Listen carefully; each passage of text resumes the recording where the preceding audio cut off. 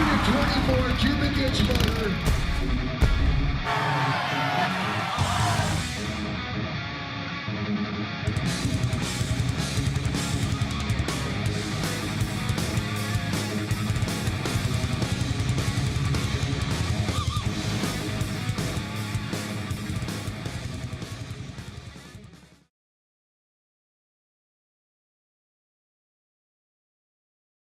Well, when guys say they're undependable and don't want to take them on a road trip, they're probably referring to some of the electrical problems Big Dog had years ago with the EHC module.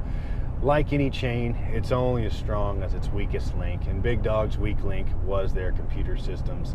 We've learned from that, and we have been behind the scenes the last 2 years refining all that, and that is now officially a problem of the past. We have developed a new system based on industry technology that's been around for a long time, and we now literally have a waterproof, shockproof, but not quite shotgun-proof solution that's employed in all the new Big Dogs and the earlier Big Dogs. We have retrofit kits for those as well.